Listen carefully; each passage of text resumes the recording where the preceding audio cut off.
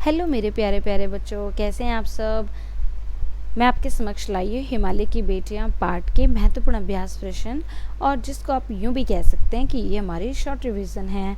तो मैंने इसकी गाइडेंस आपको पार्ट 2 की वीडियो में के एंड में दे दी थी। तो फटाफट से पहले है ना वीडियो को पॉज करके अपनी एक कॉपी पेन ले लीजिए और मेरे इंस्ट्रक्शंस को फॉलो कीजिएगा, जैसे हमने पार्ट 1 के पार्ट 3 में किया था। तो चलिए शुरू करते हैं। देखिए, आप सबको क्या करना होगा। आप सबको बच्चों सबसे पहले ना जो भी मैं बोल रही हूँ, आपको अपने आंसर्स को ना ईमानदारी से नंबर 1, जो बच्चे इस वीडियो को पहली बार देख रहे हैं उनके लिए इंस्ट्रक्शन दे रही हूँ, पुराने बच्चों को पता होगा। नंबर 1 का अगर आपको ऑप्शन लग रहा है सी, तो आप ऐसे लिख देंगे। नंबर 2 का ऑप्शन जो भी लग रहा है आपको बी, ए, ऐसे करके आप लिखते जाएंगे वीडियो को पॉज करके। और फिर जब मैं आपका हो जाएगा, जितना भी स्क्रीन पे दिख रहा है, वीडियो को प्ले करके अपने आंसर्स को मैच करेंगे। सही है तो सही करेंगे, गलत है तो गलत करेंगे, ईमानदारी से, ठीक है। तभी आप अपना मूल्यांकन ठीक से कर पाएंगे। तो चलो शुरू करते हैं। देखो, पहला क्वेश्चन है, लेखक किस देश में सतलुज के किनारे बैठा था। तो हम सभी जानते हैं। आप वीडियो को पॉज कीजिए, पहले आंसर्स गेस कीजिए। मैं आंसर्स बता रही हूँ बट आप पॉज कर लीजिए, ठीक है। तो हमने पार्ट के एंड में पढ़ा था, लेखक किस देश में सतलुज के किनारे बैठा था, तिब्बत में, ठीक है। This is the right option D. तो डी पे आप टिक लगा लीजिएगा। जिन बच्चों का डी है वो सही कर लें। लेखक ने हिमालय पर्वत से निकलने वाली नदियों का किस रूप में वर्णन किया है। पुत्र के रूप में, 9 बेटियों के रूप में, पिता के रूप में, माता के रूप में। हिमालय पर्वत से निकलने वाली नदियों का, यहाँ पर देखो पार्ट में हमने पढ़ा था, यहाँ फोकस करना नहीं तो अलग जाओगे। पार्ट में हमने पढ़ा था नदियों को लेखक ने बहुत सारे रूपों में वर्णन किया है, बट यहाँ पर बात हो रही है हिमालय पर्वत से निकलने वाली नदियों को किस रूप में वर्णित किया है। क्वेश्चन को समझना बहुत ज़रूरी है, नहीं तो आपकी ज़रा सी गलती आपके एक नंबर ले जाएगी, ठीक है। तो बेटियों के रूप में, हिमालय को उनका पिता कहा है ना, तो बेटियों के रूप में, ठीक है। यहाँ माता मत कर देना, माता तो लेखक मान रहा था, ठीक है। तो हमारा यहाँ पर यदि मैं बात करूँ तो राइट ऑप्शन हमारा होगा बी, और इसका था डी। थर्ड है, हिमालय से निकलने वाली नदियाँ लेखक को दूर से कैसे दिखाई देती हैं। तो हिमालय से निकलने वाली नदियाँ दूर से, यानी कि मैदान में, ठीक है, तो दूर से उनको कैसे दिखती हैं, शांत, गंभीर, गंभीर और शांत, या उपरोक्त सभी। तो यहाँ पे अगर मैं बात करूँ तो यहाँ पर ऑप्शन जो हमारा डी है ये सही है, उपरोक्त सभी।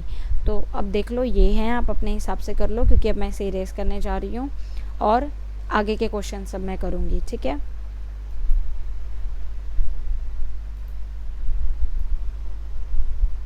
अब आप सेम वीडियो को पॉज करेंगे, आंसर्स गैस करेंगे और उसके बाद मेरी वीडियो को प्ले करके आंसर्स मैच करेंगे, ठीक है। चलो, लेखक को नदियाँ किस प्रकार प्रतीत होती हैं, यानी कि कैसे लगती हैं, उनको कैसे दिखती हैं।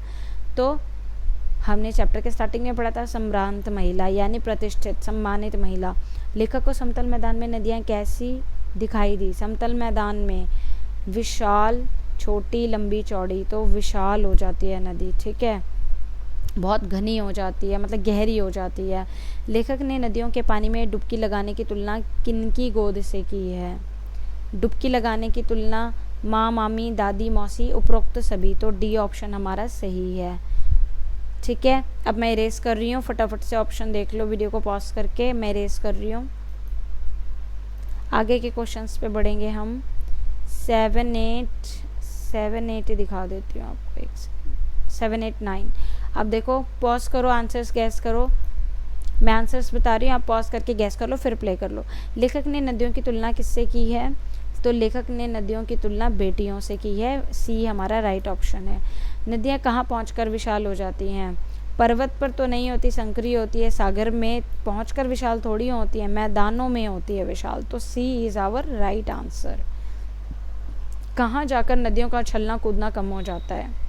उछलती कूदती तो वो जब हिमालय से निकलती है तब होती हैं, फिर मैदानों में जाकर कम हो जाता है, क्योंकि कहते हैं ना, जैसे घर से बाहर निकल गई हैं तो फिर वो कैसे हो जाती है, शांत और गहरी हो जाती है, गंभीर हो जाती हैं, ठीक है। तो इसमें B is the right option. साथ साथ अपना टिक और क्रॉस करते जाना, ठीक है। आंसर जिसका भी ठीक हो रहा है तो ठीक, गलत हो रहा है तो गलत। अब मैं इरेज कर रही हूँ, आगे बढ़ेंगे अब हम।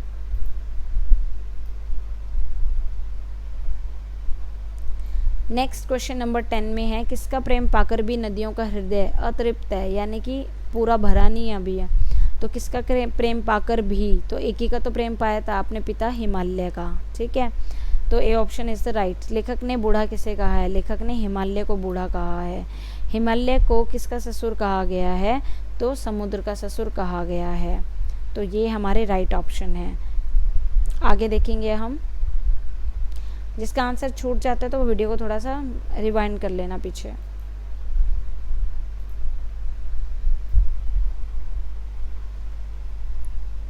नेक्स्ट देखिए, पर्वतराज की बेटियों का हाथ किसने पकड़ा है, तो जैसे हम जानते हैं समुद्र ने, क्योंकि उसको दामाद की उपाधि दी गई है। लेखक के अनुसार हिमालय किसकी नटखटता झेलता होगा, तो हिमालय किसकी नटखटता, नदियों की, यानी अपनी बेटियों की। नदियों को लोकमाता किसने कहा है, तो नदियों को लोकमाता जो है, यहाँ पे थोड़ा सा कट रहा है, मैं थोड़ा सा ऊपर कर देती हूँ, काका कालेलकर ने कहा है, ठीक है। तो हमारा DCD, ठीक है। नेक्स्ट, अब हमारा क्वेश्चन नंबर 16 एक रह गया है सिर्फ। तो क्वेश्चन नंबर 16 में लेखक ने नदियों को किस हिमालय की गोद में खेलने वाली बालिकाएं बताया है, तो हिमालय की गोद में खेलने वाली कैसी बालिकाएं बताया है, बूढ़ा हिमालय आएगा यहाँ पे, ठीक है।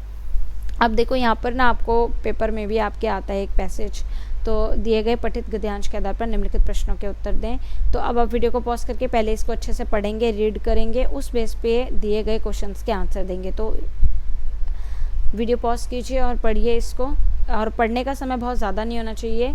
जिनकी रीडिंग अच्छी है at least 1 or 2 minutes with reading and with understanding concept, but those they are having the problem in reading and understanding, so you can take maximum 3 to 4 minutes, otherwise वो आपका फिर चैप्टर वो लेंदी हो जाएगा और फिर आपके मार्क्स कट जाएंगे आगे, फिर दूसरा क्वेश्चन में समय कम पड़ेगा, ठीक है। तो कोशिश करो, प्रैक्टिस अभी से हम करेंगे तो अच्छा कर सकते हैं। I am scrolling it, you can pause the video if you are not done. See, on the basis of the above passage you are required to answer these questions, ठीक है। तो पहला है, उपयुक्त गद्यांश के लेखक का नाम बताइए। मैंने आपको फोटो भी दिखाया था, यस, नागार्जुन, ठीक है। जिसका, अरे वीडियो को पॉज करके जैसे हमने पहले किया था वैसे MCQs अपने गैस कर लीजिएगा, फिर ही मेरे आंसर से मैच करना। कौन भागी जा रही हैं, नदियाँ। अब इसके तो आंसर्स थे नहीं, मैं थोड़ा सा ऊपर कर देती हूँ, वेट।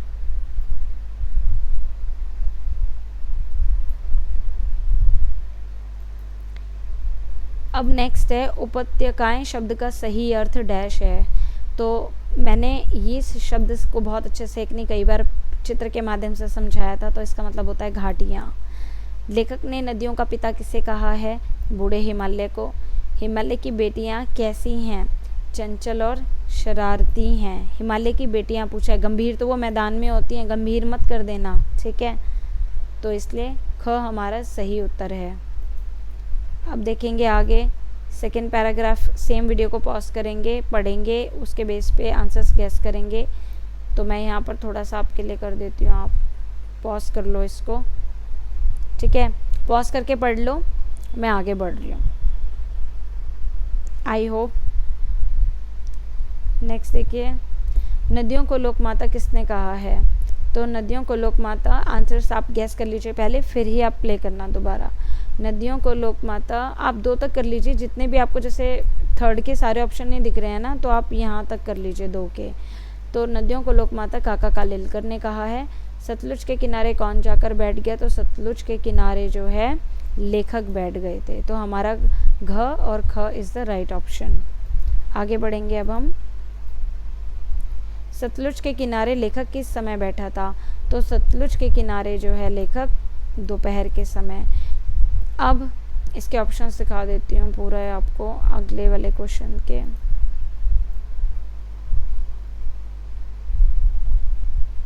किसका मन उचट और तबीयत ढीली हो गई थी, तो यहाँ पर हम जानते हैं लेखक का तन और मन कैसे ताज़ा हो गया था, पानी में पैर लटकाकर बैठने से। अब जिसने चैप्टर नहीं पढ़ा होगा ना, तो वो अपने लेवल पे सोच के ही बताएगा आंसर घ, कि पानी में डुबकी लगाने से, क्योंकि हमें डुबकी लगा के अच्छा लगता है ना, बट जब चैप्टर पढ़ेंगे तो लटका कर, तो इसलिए कहते हैं व्याख्या बहुत अच्छे से समझनी चाहिए, फिर चाहे हमने क्वेश्चन आंसर करें ना करें, हम ईजिली आंसर दे सकते हैं।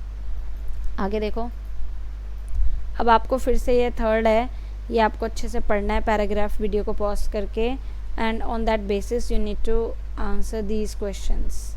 ठीक है, पहले मैंने सोचा था ना इसके उत्तर तो मैं बताऊंगी नहीं, बट चलो बता देती हूँ, बच्चे हो कैसे पता चलेगा मेरा सही है गलत है। ठीक है, तो पॉज करो, पढ़ो, और पहले का आंसर सोच के रख लेना। मैं आंसर बता रही हूँ बट आप पॉज कर लो।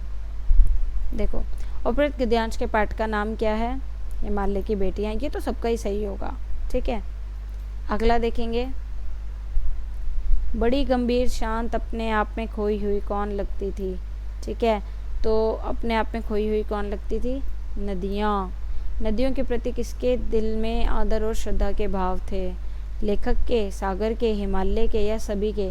नदियों के प्रति किसके दिल में थे? लेखक के दिल में थे आदर और श्रद्धा के भाव। वैसे तो देखो सागर और हिमालय का मानवीकरण किया है, बट यहाँ पर भाव की बात हो रही है तो वो लेखक के थे। ठीक है, पाठ के स्टार्टिंग में ये बात बताई गई है। और अगर ये बहुत ही कंफ्यूजिंग क्वेश्चन है, वैसे मैं सही बता दूँ तो अगर आप इसको बहुत बारीकी से देखोगे तो राइट ऑप्शन इज ओनली क। ठीक है, नेक्स्ट देखेंगे, सम्राट महिला की भांति कौन प्रतीत होती थी? तो सम्राट महिला की भांति जो है कौन? नदियाँ। समतल मैदानों में उतरकर नदियाँ कैसी हो जाती हैं?